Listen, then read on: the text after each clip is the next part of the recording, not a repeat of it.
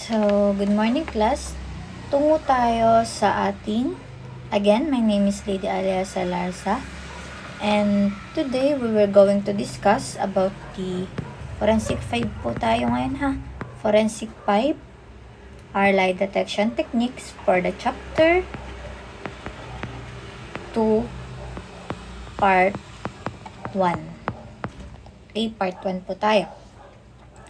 So, dito pag-uusapan natin yung human body system.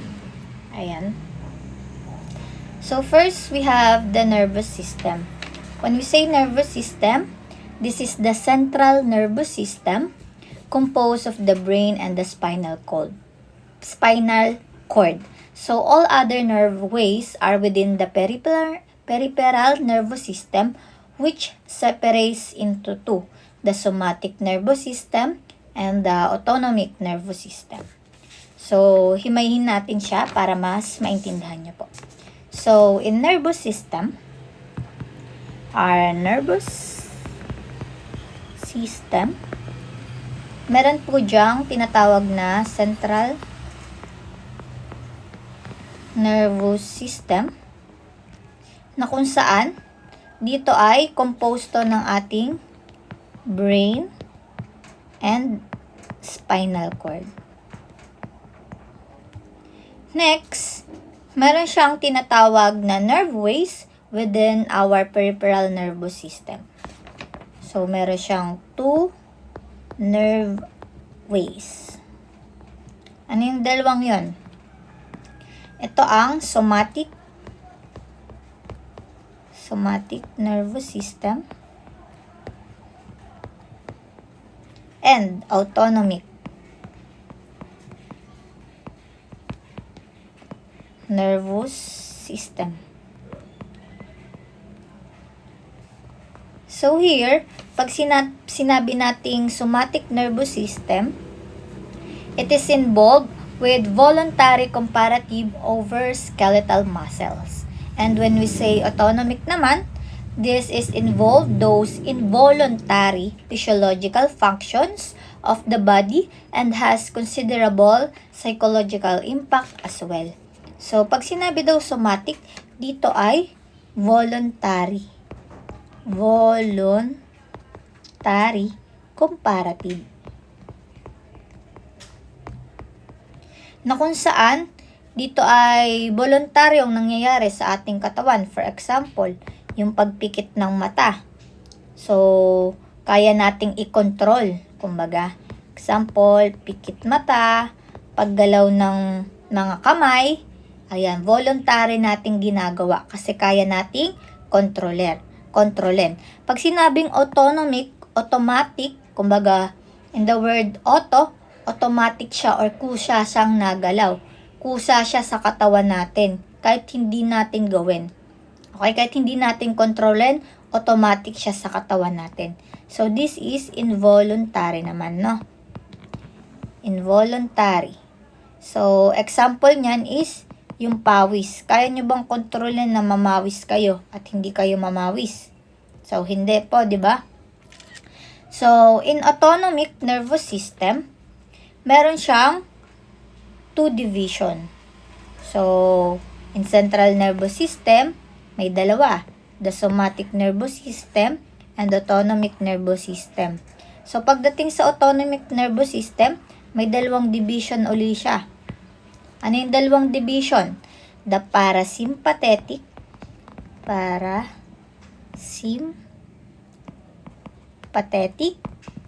nervous system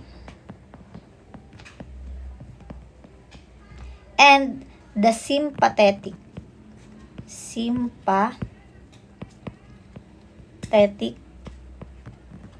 nervous system. Pag sinabi nating parasympathetic system is the housekeeping or braking system. It is responsible for conserving energy and making sure the necessarily body function. So, pag sinabi namang sympathetic, this is our emergency, or yung emergency or action system natin. Okay? So, isulat natin para hindi kayo malito. So, parasympathetic, ito yung nagko-conserve ng ating energy. So, ginagamit lang natin si parasympathetic pag kailangan natin. Okay, ginagamit lang natin siya pag kailangan. Okay, para pag may kailangan. Okay, wag malilito. Para pag may kailangan. Okay, para pag may kailangan. May function na gagawin. Pag kailangan mo lang siya. Okay, uutusan mo yung parasympathetic. Kapag kay sympathetic naman, emergency. Ito, pag kailangan, ito kapag emergency lang. Mismong need na need. Very specific, kailangan for emergency purposes. Okay? So, sa sympathetic naman, may dalawa dyan. First, may dalawa dyan ha. First is the F3.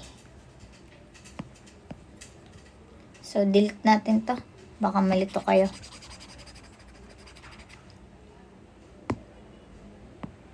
Okay, again, kay sympathetic may dalawa. First is the F3. Yung F3, ang ibig sabihin niyan ay fight, flight, and freeze. Okay? Fight, flight, and freeze. F3. Ibig sabihin niyan, this stereotypic behavioral response to threat. Sometimes it's called again F3. The fight, flight, and freeze. So, kunyari may nangyari sa'yo. So, nasa sayo na, nakay-sympathetic na siya, may nangyaring emergency, nakay-sympathetic na siya kung ano yung gagawin niya. Lalabanan niya ba to? Iiwan niya ba to? Or magi-stop na lang siya doon? Okay, ganun yung thinking. Lalabanan, fight, flight, iiwasan, freeze, mag-iisip. Okay? The next, meron tayong tinatawag na norepinephrine. Okay, wag malilito. Norepinephrine. Norepinephrine. Na ibig sabihin nito, this hormone secreted to give the body a sudden energy in times of stress and known as the fight or flight response. So, dito sa F3, fight, flight, and freeze. Dito sa norepinephrine, fight or flight lang ha. Lalabanan or iiwasan lang. Fight or flight. Wala na siyang freeze, hindi na siya para mag-isip. Kasi this is a sudden energy, biglaan. So it's either lalabanan mo or iiwasan. Wala ka ng time para mag-isip. Okay po. Yun po ang ating nervous system. Yan ang sakop ng nervous system natin. Then punta naman tayo sa ating circulatory system. The circulatory system. So, in circulatory system, this is the function is to move the blood throughout the body. So, this blood circulation keeps our organ, yung mga muscles natin, yung mga tissues, yung mga healthy tissues natin. So, they are working to keep us alive. Okay? So, this circulatory system also helps our body to get rid yung mga waste products natin. So, tinutulungan tayo ng circulatory system para maalis yung mga waste product na meron tayo sa katawan natin. Ano-ano ba yung mga waste product na yan? Yung carbon dioxide, yan. Pag humihinga tayo, yun yung nire-release natin, carbon dioxide. So, isa yung waste product sa katawan o nilalabas ng katawan natin. Next, other chemical byproducts from your organs. Ayan, yung mga chemical na nire-release ng organs natin. And next is, ito, alam nyo to, waste from things you eat and drink. Siyempre, yung pag-poop, kabilang yan ha. So, yan, tumutulong yung circulatory system sa pagtanggal ng mga waste products sa katawan natin. Breathing, at yung mga kinain natin, ayan, yung poop natin kasama dyan. So, this circulatory system, as blood pumps throughout the arm, it makes sounds. So, ito iba na to. Sa ano to? Sa ating lie detector. So, isa-isahin muna natin bago tayo mag-proceed. So, again, when we say circulatory system, this help to move our blood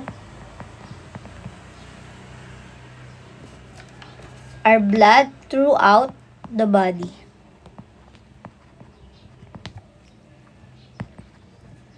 So, yung tumutulong na mag-circulate yung blood natin sa buong katawan natin. So, it helps to get rid. Oh, ba't naging ganyan yung kulay?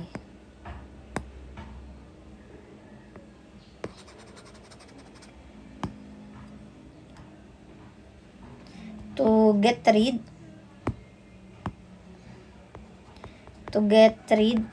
yung mga waste product sa katawan natin. Ano ba yung mga waste product na nire-release natin sa katawan natin? Carbon dioxide. Yan yung nire-release natin na hangin sa bibig at sa ilong.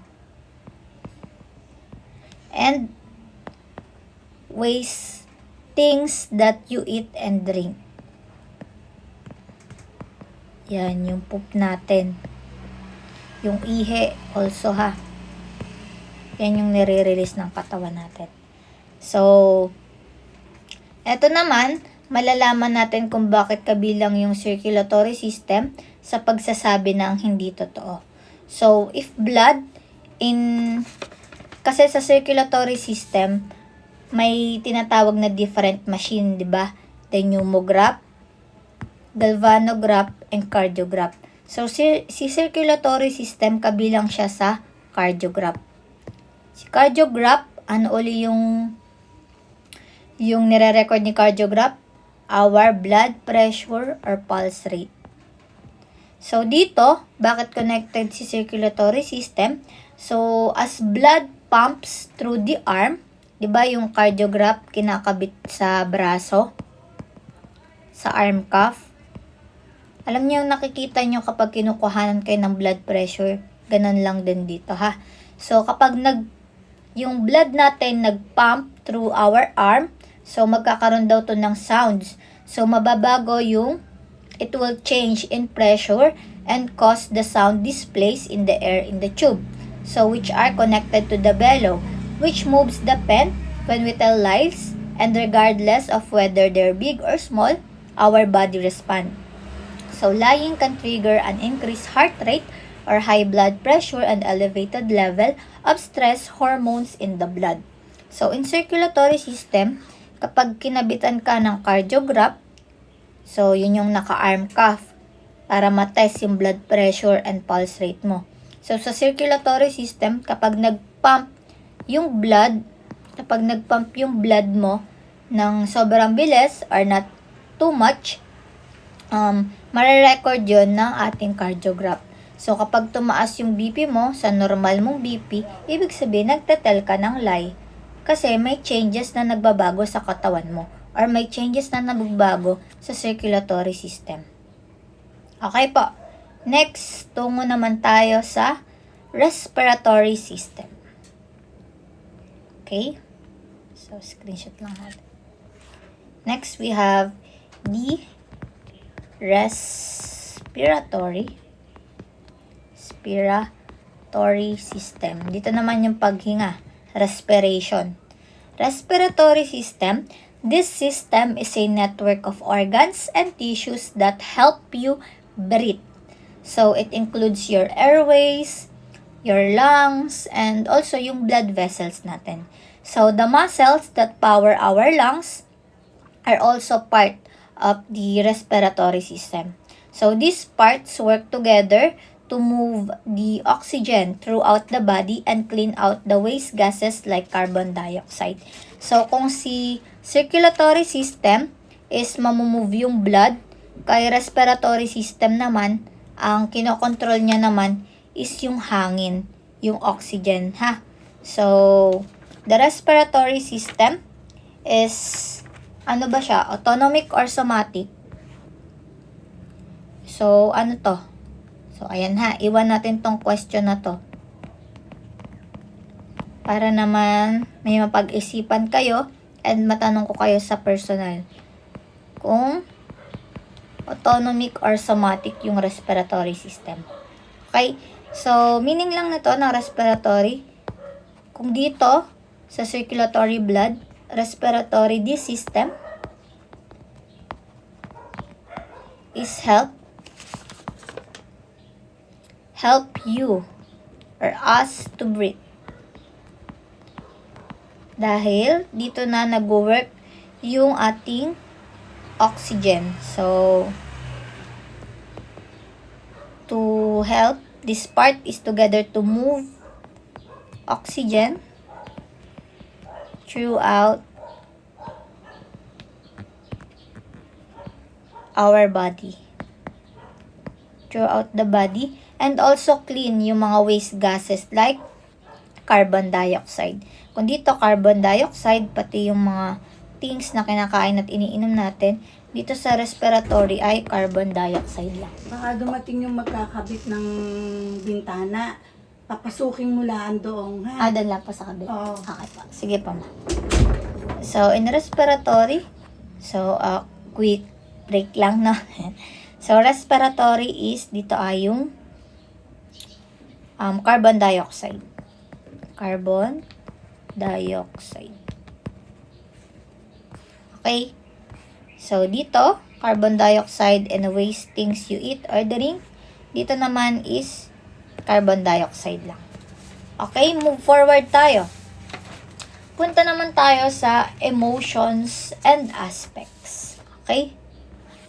Our emotions. So, yung mga girls masyadong ma-emotion. Yan, medyo compatible tong topic na to sa atin. Ano? So, next, our emotion and aspect.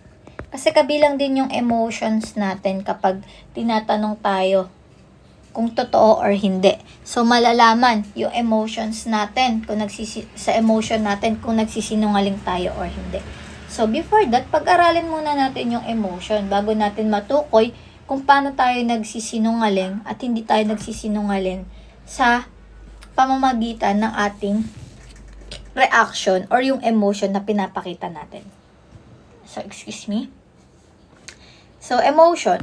When we say emotion, it is refers to an emotional response to a specific danger. So, it will appears to be beyond a person's defensive power.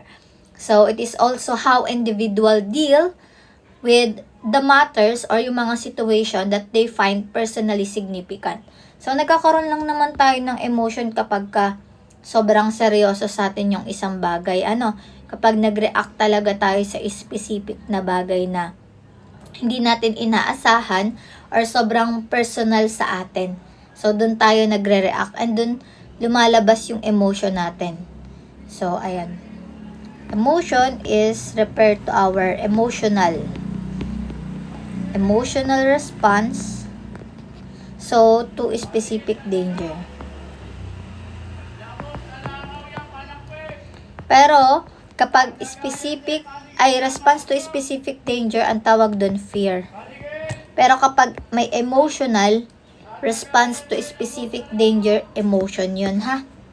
Huwag malilito. Kapag response to a specific danger, fear lang yun. Pero pag may word na emotional, emotion ang ibig sabihin nun. Okay po. So, we have the three aspects of emotion. What are the three aspects of emotion? First, we have the subjective experience. When we say subjective experience, this ranges from something as simple as seeing a color to a something as major as losing a loved one. So, no matter how intense yung experience natin, this can provoke many emotions in a single individual, and the emotions for each individual may be different. So, dito sa subjective experience, gaano kalala yung nangyari. So, pwede kang mag-release ng different emotion. Depende kung kaninong tao. Okay, kaya nga siya subjective lang. So, kunyari, iba yung emotion mo sa boyfriend mo and iba rin yung emotion mo sa kaibigan mo. So, depende kung parehas naman kalala, kunyari sabay kang nawalan ng boyfriend at nawalan ka din ng kaibigan, syempre mas matimbang yung nawalan ka ng boyfriend or nawalan ka ng girlfriend, 'di ba? So, subjective experience may specific na tao. So, kung syempre gaano din kalala yung nangyari. So, magkaiba yung emotions mo. So, nawala si boyfriend, at the same time nawala si kaibigan, pero magkaiba yung emotions mo parehas. Okay? So, syempre dun sa boyfriend, mas malala yung emotion mo kasi sobrang minahal mo. Sa friend, malala rin yung emotion mo pero hindi ganun kalala kasi mas iniisip mo yung nawalan ka ng loved ones. Okay po? Subjective sa specific person. Next, we have the physiological responses. Sa physiological responses, this is the result of the autonomic nervous system. So, autonomic na reaction natin sa emotion. Emotion that a person is experiencing, sa nararamdaman nating emosyon. So, this autonomic nervous system control our involuntarily bodily response and regulate our fight or flight response. So, in physiological, dito napapasok yung result ng autonomic nervous system natin. So, involuntary. Gaya nga ng sabi ko, kunyari kapag naka-experience ka ng takot, so, yung magiging response mo doon, pwede rin pumasok sa physiological response. Bakit? Kasi kunyari, papawisan ka sa sobrang takot at nervyoso ka. Nagulat ka, papasok din sa physiological response. Tandaan, physical na pangangatawan yung pinag-uusapan. Anong magiging reaction ng physical na katawan mo kapag nakaramdam ka ng isang emotion? Kunyari ngayon, natakot ka, nagulat ka. So, ang reaction ng katawan mo, pagpapawisan ka. So, that is the autonomic nervous system, which is, we cannot control kasi involuntary siya. Okay, kusa. Autonomic. Okay, yun yung physiological response. Next, we have the behavioral response. The behavioral responses. So, this is the actual expression of the emotion. The behavioral responses can include a smile, a grimace, or a laugh, or a sigh, along with many other reactions depending on societal norms and personalities. So, madali lang tong behavioral response. For example, kung paano ka kumausap sa tao. If magaan yung loob mo sa kanya, is syempre, yung pagpapakita mo ng emotion sa kanya, magaan lang din. Always ka lang nakasmile, ganyan. Puro positive lang. Kasi yun yung nararamdaman mo din sa tao. So, nagre-reciprocate ko. Anong pinaparamdam niya sa'yo, hindi na pinaparamdam mo sa kanya. As simple as that. Kung ano yung behavior na pinapakita niya, yun din yung behavior na pinapakita mo or nagiging response mo. Okay po. So, yan po ang ating emotions and aspects. And its aspect, ha? Its aspect. Kasi more on, ang pinag-usapan dito ay mga emotions. Next, tungo tayo sa psychology of lying. Para malaman na natin kung paano nagsisinungaling ang mga tao at ano yung klase at uri ng mga nagsisinungaling na tao. Okay? We have the psychology of lying. Psychology of lying. So, a quick description lang about this. So, the polygraph technique uses the principle that the bodily function of a person are influenced by his mental state. So, mental state. Tandaan ha, pag narinig niyo yung word na psycho, mga psych, Yan, mga mental. Sa utak na nila yan, ha. So, the physiological changes accompanying deception are capable of being recorded, measured, and interpreted with reasonable certainty. So, tandaan lang, yung machine natin, yung lie detector or yung polygraph machine natin, ay hindi po yan mismo, hindi po yan yung akala nyo na pag naglabas, nagsasabi ng totoo at hindi. Hindi po. Ang polygraph po ay nire-record niya lang yung nire-record lang po yung blood pressure, respiratory, and skin natin. Nire-record niya yan. Kapag nagbago yan, doon natin malalaman na may sign ng pagsisinungaling. Okay? So, for example, yung blood pressure natin, yung paghinga natin, at yung skin natin, normal.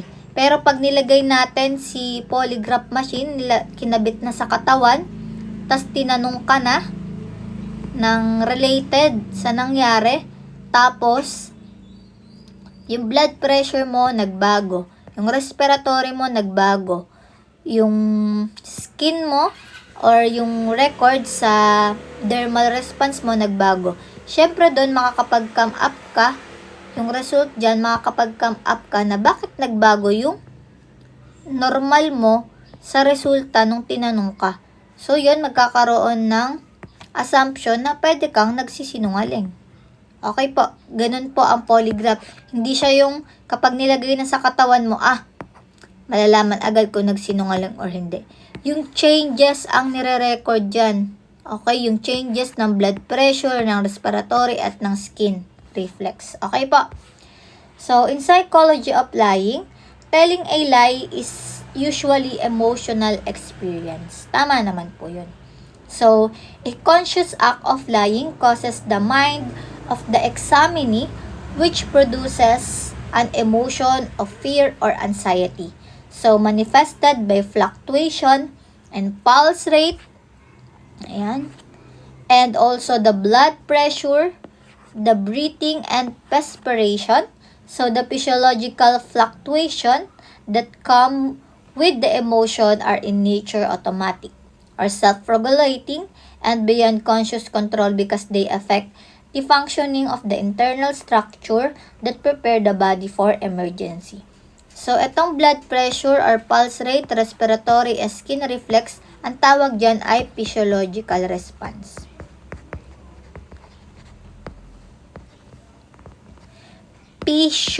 Physiological. Kasi yan yung nire-release ng katawan natin, which is autonomic, kusa. Hindi natin kayang kontrolin. So, maybe kaya mo siyang kontrolin kapag napag-aralan mo mismo yung polygraph machine, kaya mo siyang kontrolin.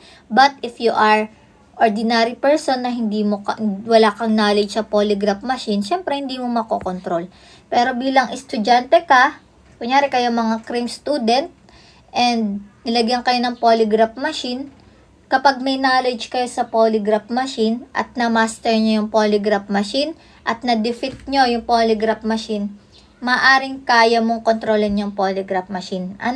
Kaya mong makontrol na syempre, pag tinanong ka, hindi ka pagpawisan, yan, kaya mong kontrolin yung emotion mo kung meron kang knowledge sa polygraph instrument. Okay? So, the underlying psychology here includes, so psychology muna tayo ha.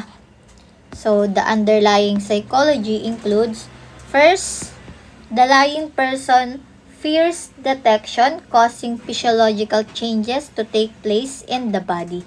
So, malalaman mo kapag nagsisinungaling yung isang tao kapag nagbago yung physiological response. Which is, ito yon yung tatlo. Blood pressure, pulse rate, respiratory, and skin reflex. Okay? So, pag nagbago yung paghinga, ayan ha, kasali din yan.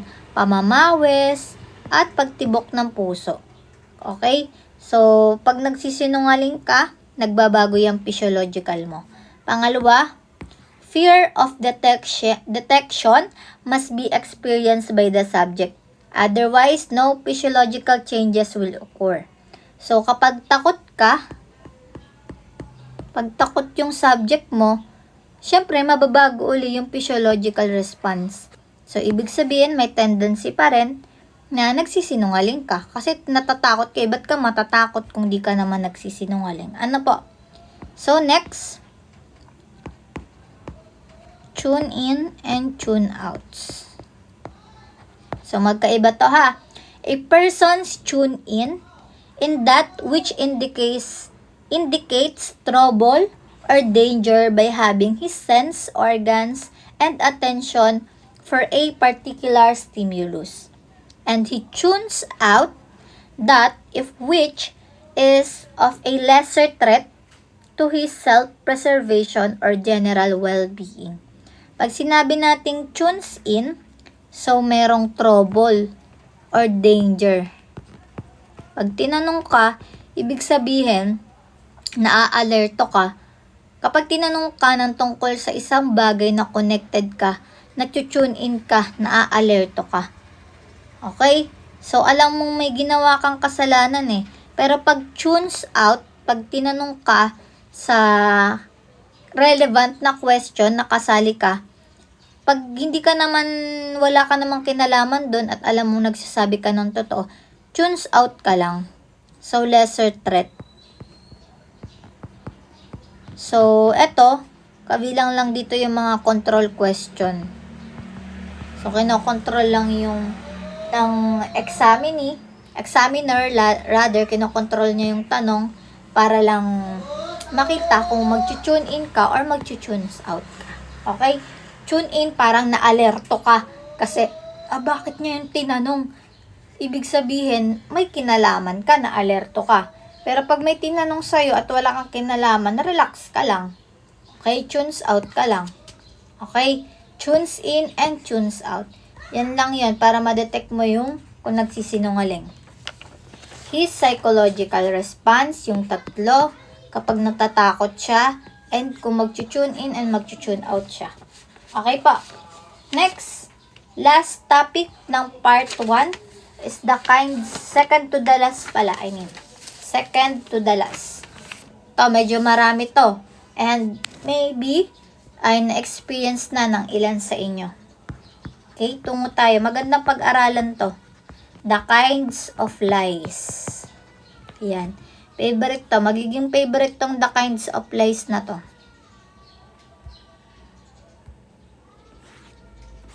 Okay. And, unti lang naman yung part 1 ng chapter 2. The kinds of lies. Kinds of lies. First, meron tayong tinatawag na white or benign lie.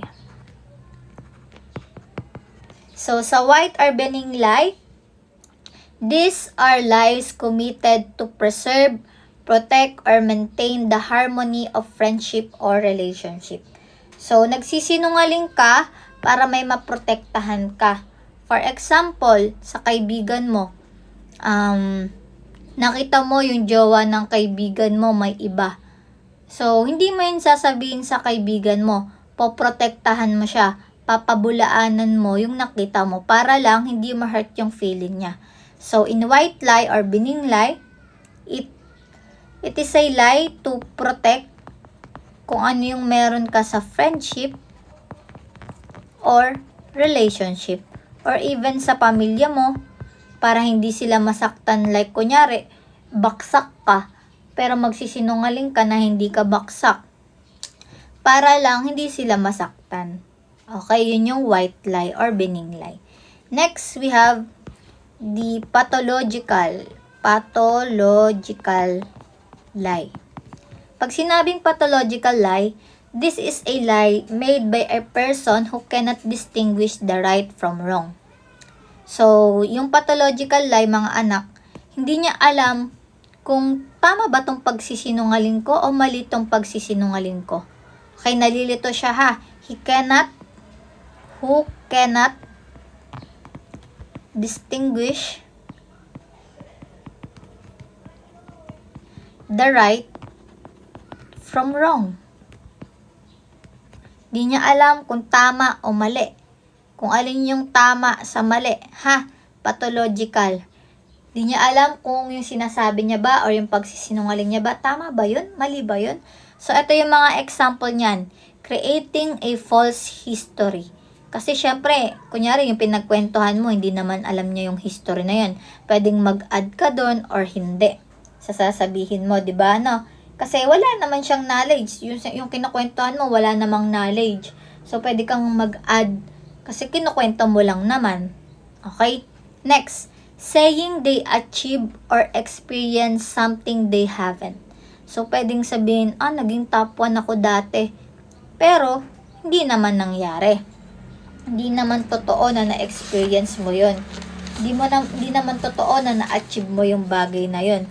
So, you cannot distinguish kung tama ba yung pagsisinungaling mo kasi ang nagbe-benefit nun ay ikaw. Ano po? O kaya, next example, claiming to have a life-threatening illness that they don't have. So, may sakit ka pero wala ka namang sakit.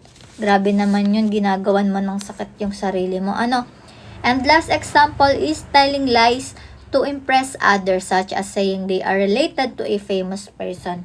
Ayan, usong-uso yun. Kamag-anak ko si ganito, tita ko si ganito, tita ko si ganyan. Yung may mga kamag-anak na nasa politika, pero yung pala, kamag-anakan lang para maging backer lang. Tito ko si mayor, lolo ko si mayor. Ayan, yan, kasali yan sa pathological lie. Kahit hindi mo naman talaga literal na lolo o kamag-anak yung politika na yon. Ano po? So, next, we have the red lie or red lies. So, in red lies, kaya nga red, tandaan nyo lang, color red. Ibig sabihin niyan, this is prevalent in the communist countries or communist-infested nation. Though this is involved in political interests and motives because this is a part of communist propaganda strategy. So, red lies, mga komunista, mga tuwaling gumalaban sa gobyerno. Communist. Yan ha, red lie. Puro political lang dito, mga komunista. Pag red, mati komunista ha. Sa lies lang po sa lies. Pag narinig niyo yung word na red, communist. Pag pato. Ibig sabihin, ba yung mga pato, di nila alam kung saan sila direction pupunta. So, kilang naman itong binibigay ko. So, pato is cannot distinguish the right from wrong. And the white, dahil color white siya, malinis, pero hindi malinis. So, para lang protektahan yung friendship nyo, kaya ka nagsisinungaling. Okay? Next, pang-apat, is the black lies. Black lies. So, in black lies, a lie which accompanies pretensions and hypocrisies, intriguing to cause dishonor, discredits one good image. So, hipokrita, no? Handaan nyo lang dyan, black lie, hipokrita, hypocrisis. Bakit? Naninira sila ng image ng iba. Black. Naninira ng image ng iba. So, parang di nyo makalimutan another key. Diba yung mga black people masyadong dinidiscriminate? No? So, kilang naman, pero hindi tayo nang didiscriminate ha. So, black lies, naninira ng image ng iba. Hipokrita, hypocrisy. Okay? Next. Malicious or judicial lie. So, may word na judicial. Pag yung judicial, narinig nyo sa korte yan, ha? Korte na agad yan. Justice, judicial, justice or korte.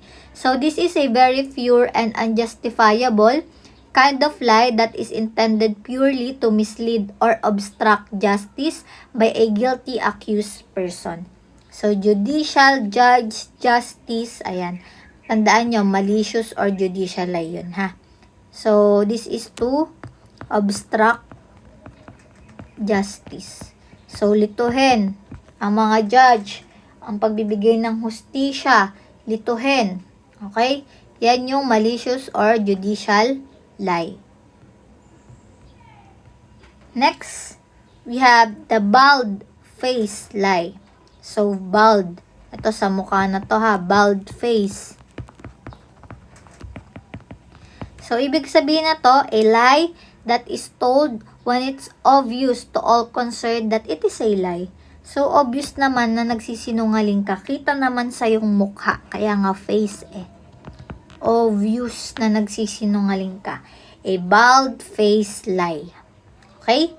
Next, we have the lying by omission.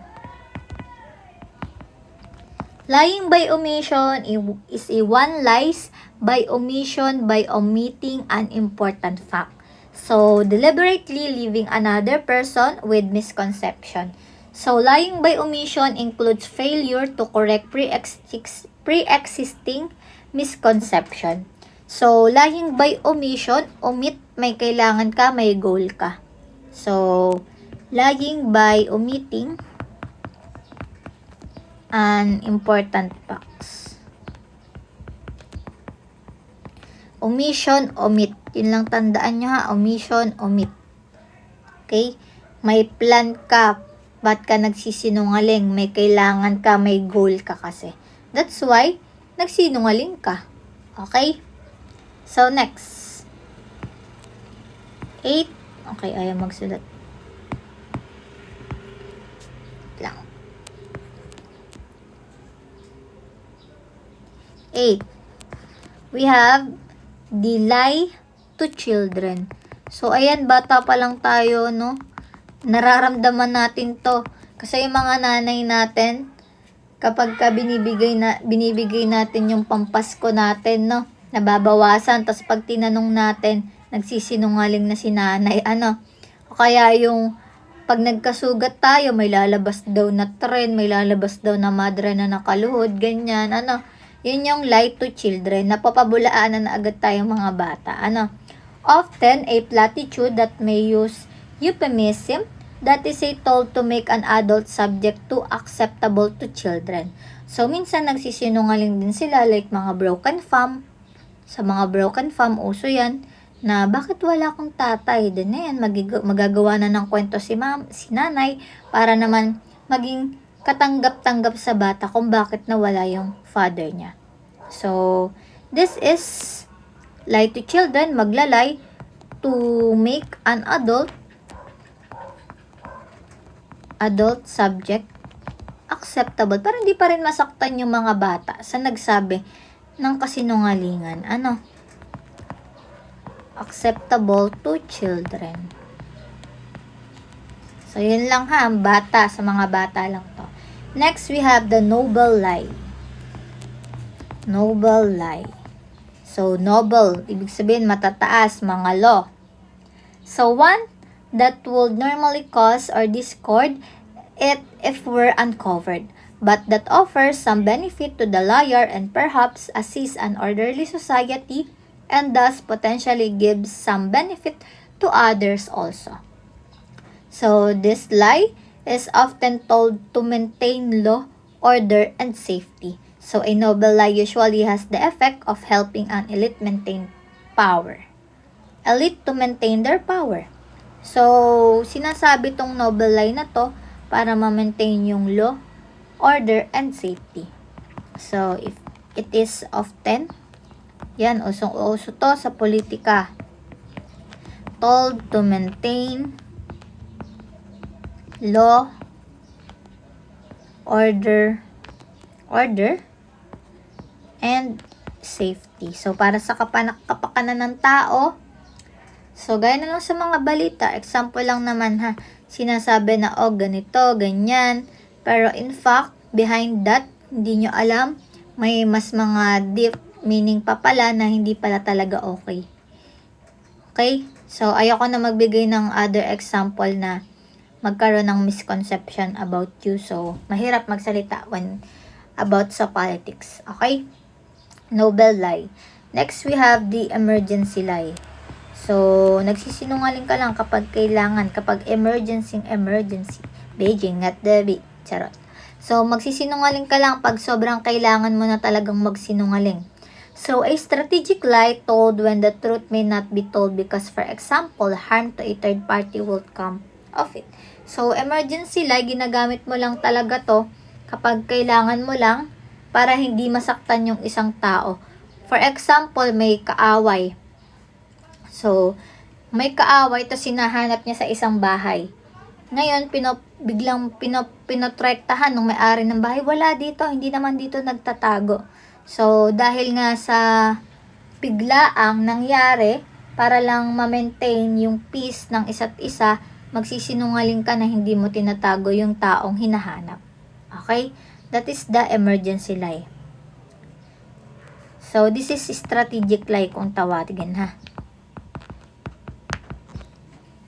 Next, we have the perjury lie. So, alam na alam nyo to, perjury, pagsisinungaling sa harap ng korte na sa sinumpaang salaysay. Okay? So, perjury is also a crime, ha?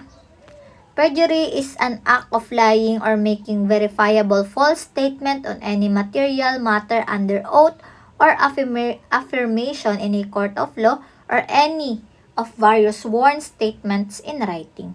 So, ito yung mga sinumpaang salaysay mo. 'Di ba? Sinasabi mo doon na magsasabi ka ng totoo, bla bla bla. Pero pagdating ng in-interrogate ka na, hindi ka nagsabi ng totoo. Yung sinumpaan mong salaysay, hindi mo sinabi ng totoo. So, perjury po yun, ha? Under oath. Under oath. Or affirmation in a court. Okay po. Perjury ang tawag doon. Next, we have the bluffing. Ayan, maraming ganyan ng bluff. Bluffing.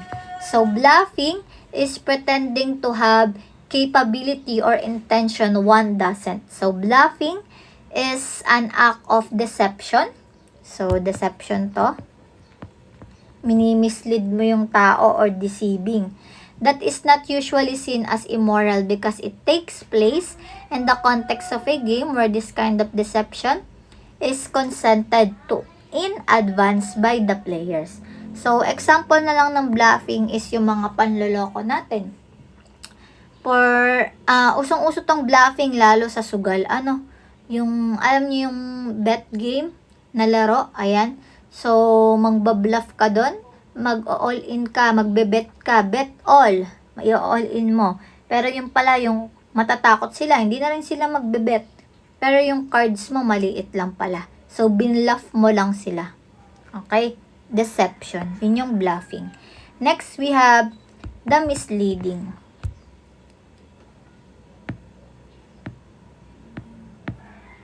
We have misleading. Misleading, one where there isn't an outright lie. So, but still has the purpose of making someone believe in untruth. So, para lang mapaniwala yung iba na nagsasabi ka ng totoo. Which it is true is not correct. So, sa sobrang tama is sinungaling na. So, for example, ay yung misleading para mapaniwala mo yung tao sa mga sinasabi mo na totoo. Okay, kahit hindi naman totoo pa, kailangan mo siyang paniwalain na totoo yung sinasabi mo. Yun yung misleading. Okay? Next, we have the exaggeration. Ito pala yung sinasabi kong isa. Exaggeration, yung sa sobrang pagsisinungaling mo, although tama naman siya, pero sinobrahan mo, kaya naging pagsisinungaling. So, exaggerated, ha? This is, of course, when the most fundamental aspect of a statement is true. So, ayan, nawala mga ano. Wait lang.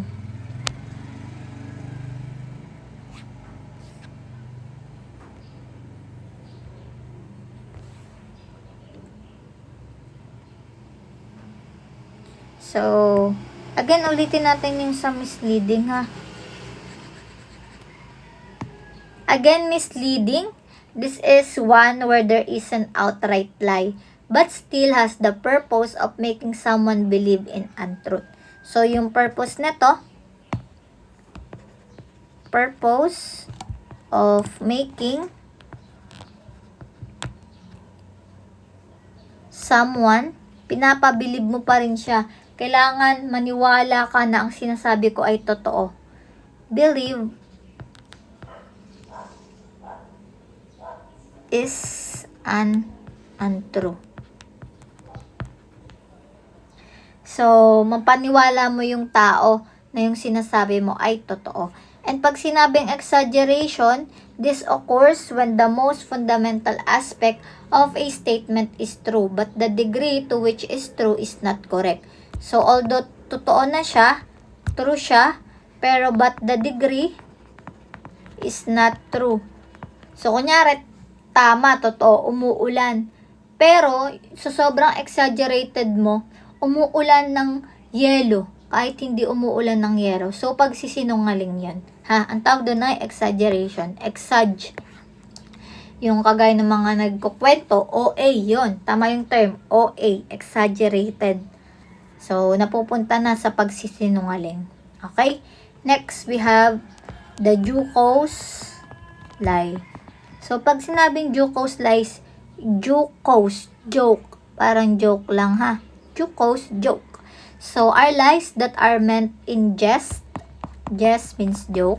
And are usually understood as such by all present parties. So, sarcasm can be an example. Ayan. Sarcasm. And storytelling traditions that are present in some places where the humor comes in the form of storyteller's insistence that he or she telling that absolute true despite all evidence to the contrary. So, kabilang dito sa jocose lie, yung mga storytelling, no? Yung mga kwentong barbero. Ayan, yung kunyari, saan nagmula yung Kaliraya, saan nagmula yung Laguna, so si Kali at si Raya, yung mga ganyan, yung mga kwentong ganon. So, bakit daw pinangalan ng ganito yung lugar? Example, Santa Cruz, dahil kay Santa and kay Cruz, mga ganon. Jocose lie yun, ha? Mga kwentong barbero. Next, we have the promotion lie. So, sa promotion lie, ito, uso to, no? Yung nakikita mo sa ads, akala mo, pag in-order mo, ang liit lang pala, no? So, this is yung mga advertisement. Naloloko tayo sa ads. Ang sarap-sarap ng burger sa McDo sa ads pagdating sa'yo. Mukhang, lantutay na. So, this promotion, kaya nga promotion, may advertisement ha, nagpo-promote ng mga products, pero nanloloko.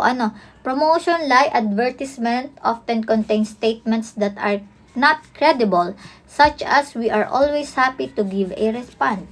So, minsan, yan, sa promotion lie, naaano din tayo, pati yung mga sale. Sale daw, pero pag binuklat mo yung, tinanggal mo yung presyo, hindi naman pala sale.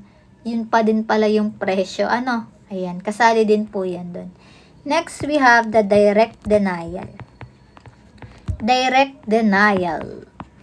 So, sa direct denial, ito yung emotional disturbance, nakaka-apekto sa emotion natin. A lie that results to emotional disturbance or nakaka-apekto sa emotion natin. So, the disturbance is caused by a conflict of a person, a konsensya natin, and his attempt to deceive. So, this lie is manifested by the response, I did not do it, to evade the inner conflict while seeming to answer the question. Yung mga direct denial na laging, hindi ko ginawa, ganyan. Sa magjowa, uso to, di ba, no? Hindi ko yun ka-chat. Kaibigan ko lang yun. So, lagi ito yung sinasabing salita. I did not do it. I did not do it. In-stock mo, hindi, ganyan. Pero, pagsisinungaling yun, ha? Dine-deny mo, pero yung totoo, ginawa mo naman. Okay? Direct denial. Nagde-deny. Okay? Next, we have the lie of minimization. So, yung lie of minimization, this involve acceptance of a person that something happened but downplays the implication of seriousness of the offense. So, for example, neto mga anak kunyari sa trabaho. So, para lang na-promote si ganito, hindi ka na-promote. So, para lang mapagaan yung loob mo, sisinungalingan mo yung sarili mo. Like, ay, okay lang yan, hindi ako na-promote kasi baka may something mas better pa sa akin na ibibigay si Lord. Yung parang sa sobrang